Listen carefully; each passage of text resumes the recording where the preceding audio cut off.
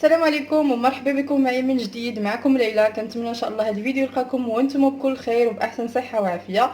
اليوم ان شاء الله غادي نحضروا مع بعض غريبه رائعه بزاف بزاف بزاف، بواحد الحشوه اللي كتجي بنينه من الداخل وكتجي هشيشه بزاف. فكنتمنى الا كنتو اول مره كتشاهدوا هذا الفيديو او كتزوروا القناه تنقول لكم مرحبا بكم والف مرحبا. انضموا للقناه بالضغط على زر الاشتراك الاحمر اسفل الفيديو وفعلوا الجرس باش دائما توصلوا بالجديد. بسم الله على بركة الله. نبداو بالمكونات والطريقة. تابعوا معي الفيديو للأخير وفرجة ممتعة. إذا المكونات اللي غادي نحتاج لتحضير هاد الغريبة المعمرة، فغادي نحتاج ليها 125 غرام ديال الزبدة. من الافضل تكون حيوانيه يعني خاصه بالاكل. الا ما كانش عندنا فكنستعملوا الزبده ماكدور. عندنا 62 غرام ديال السكر سنيده، ممكن تعوضوه بالسكر كلاصي الا كان عندكم. 80 غرام ديال النشا الذره اي المايزينا. معلقه كبيره ديال الكاوكاو، ها هي كاوكاو محمر ومقشر يعني مزولي ليه القشره ديالو ومطحون على هذا الشكل.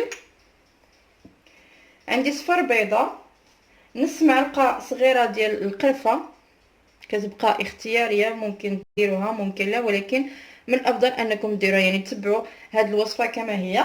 وعندي شويه ديال الفاني، رشه خفيفه من خميره ديال الحلوى، تقريبا واحد راس معلقه صغيره ما كاملاش، باش يعني ما كتجيناش مفقعه بزاف هذه الغريبه. وعندي الطحين حسب الخليط. عندي هنا 250 غرام ديال الدقيق خاص بالحلويات. غادي نقول لكم شحال غادي نحتاج منه، يعني ممكن نزيد ممكن ما نزيدش، كيبقى طبيعه الحال حسب النوعيه ديال الدقيق الا كان كيتشرب او لا ما كيتشربش. بالنسبه للحشوه فعندي 100 غرام ديال الكاوكاو اللي حتى هو مقشر ومحمر ومقشر ومطحون على هذا الشكل. ممكن نعوضوه باللوز، اللوز بالقشره ديالو كنحمروه حتى هو في الفران وكنطحنوه على هذا الشكل. فمن الافضل الا استعملنا هنايا الكاوكاو نستعملوه هنايا في الحشوه كذلك الكاوكاو، وصدقوني راه كتجي زوينه بزاف بزاف. عندي كذلك معاه 25 غرام ديال سنيده اللي حتى هي ممكن نعوضوها بالسكر كلاصي. وعندي رشه خفيفه من القرفه. وبالنسبه لهاد العقده هذه غادي نجمعها بالماء زهر، وعندي شويه ديال الروح ديال الزهر، يعني كنضيف انا شويه ديال الروح ديال الزهر مع ما زهر باش كيعطينا داك الطعم المجهد ديال ما زهر. هادو هما المكونات وندوزو لطريقه التحضير. اذا غادي ناخذ واحد الاناء اللي غادي نخدم فيه. وبالمناسبه في هاد الوقيته اللي تنكون تنخدم الغريبه راه انا شعلت الفران تيسخن، لان الفران ضروري انه يكون سخون مزيان في الحلوه ديال الغريبه، ضروري ضروري. دونك هنا بدات الزبده، غادي نضيف ليها القرفه والسكر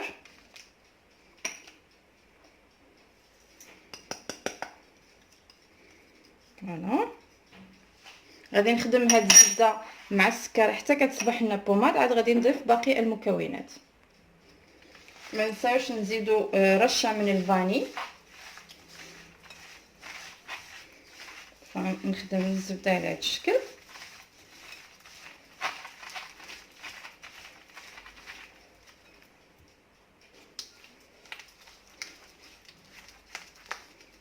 غادي نضيف الكاوكاو محمر ومهرمش. غنضيف كذلك البيض، اصفر بيضه. نعاود نخلط مره اخرى. ثم غادي نضيف المايزينا اولا نشا الذره على هذا الشكل. وغنضيف رشه من خميره الحلويات، تقريبا كيف قلت لكم غير راس معلقه صغيره، ما نكتروش بزاف على هذا الشكل. صافي غادي نعاود نخلط مره اخرى هاد المكونات الجافه مع الزبده.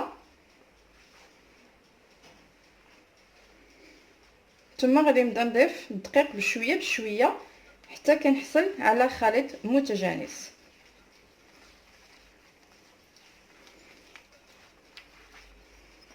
غنضيف الدقيق، غنضيف غير واحد شويه ونخلط. ثم نعاود نضيف مره اخرى. تيبان ليا ما غاديش نحتاج الدقيق كامل.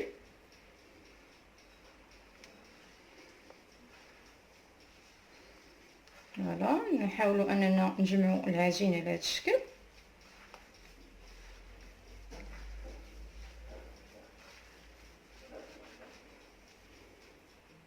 غنضيف واحد الرشه خفيفه من الدقيق. فهنا غادي نكون نستعمل تقريبا واحد 100 غرام ديال الدقيق. فوالا، ها هي تجمعات لنا العجينه ديالنا. بغيتو تضاعفوا المقادير ممكن تضاعفوا المقادير، لانه انا كنستعمل كميه غير صغيره على حسب افراد العائله ديالي، فما كاينش اللي غادي ياكل هاد الحلوه بزاف، داكشي علاش كنستعمل مكونات اولا نصف الكميه. دونك هي العجينه ديال الغريبه ديالنا جاهزه. دائما كنتيستيو باليد اللي ما كتكونش كنخلطوا بها. غادي نخلي على جنب وندوز باش نحضر الحشوه ديالي. فكناخذ المكونات ديال الحشوه، غادي نضيف لها كيف قلت لكم قطرات من الروح ديال الزهر على هذا الشكل، وغادي نبدا كنضيف الماء زهر باش نجمع هاد العقده. غنضيف غير واحد الكميه بسيطه ونخلط حتى نشوف شحال غادي نحتاج باش انه تجمع ليا هاد العقده مع بعضياتها.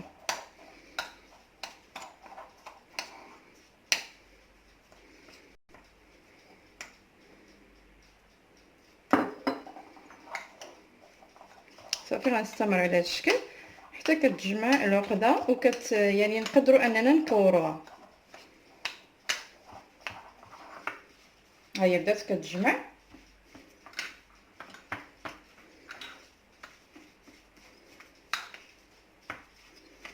نحاولوا نخدموها باش تذوب لينا داك سنيده مع الكاوكاو.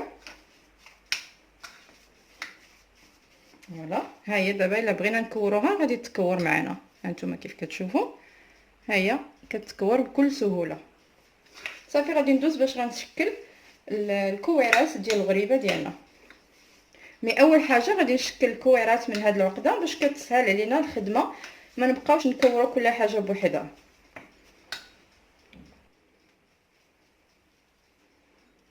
كندير كويرات غير صغار، ما يكونوش كبارين بزاف، على قد الحجم اللي غندير في الغريبه.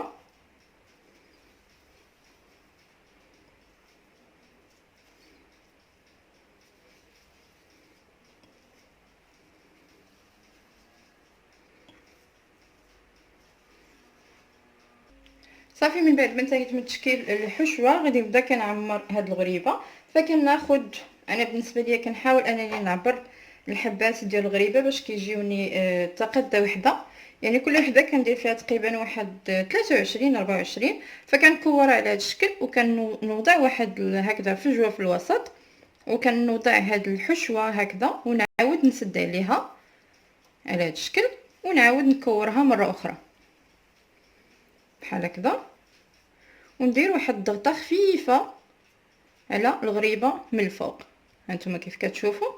صافي وغادي نوضعها في الصفيحه ديال الفرن. ونعاود معكم واحده اخرى. كنكوروها على هذا الشكل وكنحاولوا انني نوضع واحد الفجوه في الوسط ونعمرها بهذه الحشوه ونعاود نسد عليها مره اخرى ونكورها مره ثانيه على هذا الشكل. صافي وكنوضع واحد الضغطه هكذا خفيفه على هاد الغريبه بهذا الشكل هكذا ونوضعها في صفيحه الفرن. اذا كيف كتشوفوا فمن بعد ما انتهيت من تشكيل هاد الغريبه غادي ندخلها الفران. كيف قلت لكم الفران يكون سخون مزيان من قبل، غادي يكون شاعل غير من الفوق حتى كتشقق هاد الغريبه من الفوق، عاد كنشعلوا عليها من التحت باش كتكمل الطياب ديالها. الغريبه ما كتاخذش لينا وقت كثير، تقريبا الجهد ديالها هو 15 دقيقه وكتصبح جاهزه. فغادي ندخلها الفران ونعاودوا نتلاقاو ان شاء الله باش نشوفوها في الشكل النهائي ديالها. اذا كيف كتشوفوا فهذا هو الشكل النهائي ديال الغريبه اللي حضرنا اليوم بحشوه ديال الكاوكاو. كتجي رائعه وكتجي مفقعه من الفوق، فكنتمنى انكم تجربوها لان فعلا كتجي زوينه بزاف. هانتوما كيف كتشوفوا كيف كتجي من الداخل هذيك الحشوه ديالها كتجي مقرمشه وكتجي هشيشه بزاف. هانتوما يعني غير كتقيسوها كتبدا كتكسر. فكنتمنى الى الفيديو ديال اليوم انا الاستحسان ديالكم وعجبكم، ما تبخلوش عليا بلي لايك وتبارطاجيو ما بين الاهل والاصدقاء ديالكم، كذلك في مواقع التواصل الاجتماعي. وإلا كنتم مازال ما اشتركتوش بالقناه اشتركوا بالضغط على زر الاشتراك الاحمر اسفل الفيديو وفعلوا الجرس باش دائما توصلوا بالجديد. شكرا بزاف على المتابعه ديالكم، الى وصفه قادمه وفيديو قادم باذن الله.